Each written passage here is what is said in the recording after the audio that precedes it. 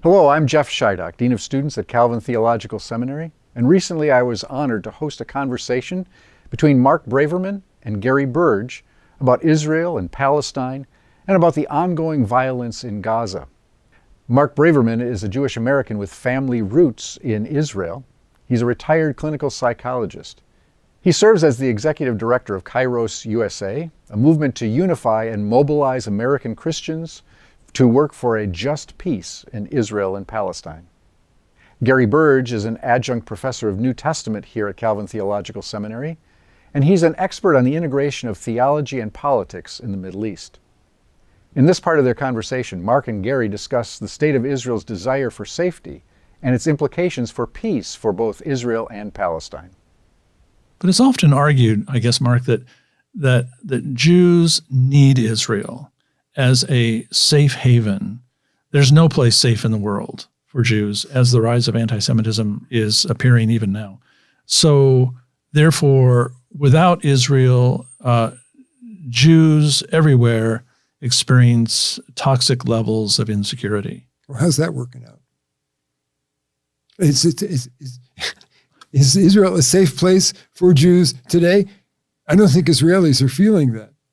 Mm-hmm. And is being Jewish safe in America today with the rise of feeling against Israel and this intense Christian Zionism, which I think is fairly anti-Semitic? When people say to me, you cannot speak about human rights, you have to defend this rogue state Israel, which is doing terrible things and bringing all this pain down upon itself, that to me does not feel very comforting. Look, again, I understand Zionism in its origins in the late 19th century, where, by the way, I think nationalism was the zeitgeist, and where things were not working out well for Jews, which is why I was born in America, because my grandparents fled Tsarist Russia. They had to, with their lives. Mm-hmm. Okay? Right. So I understand the impulse for Zionism, but it's turning out to not be the solution or the antidote for anti-Semitism.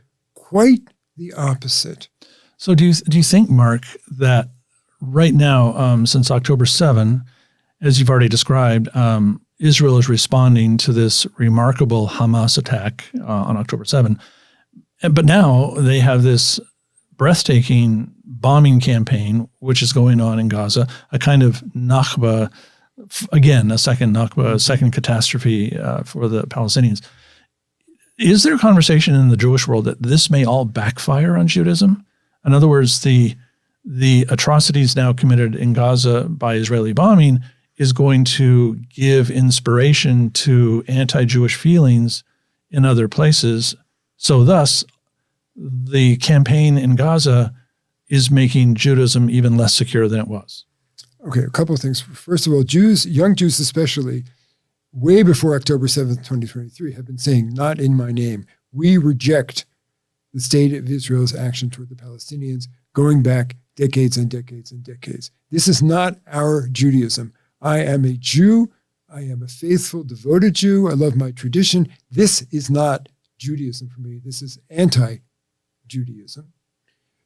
I think that's the real impulse. It's horror and a sense of wanting to get rid of this toxic thing that has developed that has resulted in the state of Israel. You mean by that the ethnic nationalism? The ethnic nationalism. That is Zionism. And that, yes.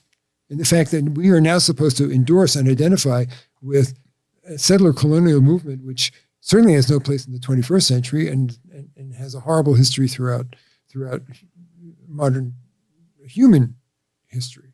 I don't think it has dawned on many of those Jews that it actually puts them at risk as Jews, but it is dawning on us now. So when people are getting, Jews and non-Jews are getting fired from their positions in journalism and as academics because they dare to even suggest that there might be a root cause for Hamas and its actions. Mm-hmm. They might see Hamas not as a terrorist organization acting out of hatred, but as popular resistance to oppression. Mm-hmm. People are getting they're getting worse than canceled about that. There's So it's a kind of flip side heresy. to It's a political heresy today. Exactly. I mean, it's never been so strong. And being accused of anti-Semitism, there's a flip side to that.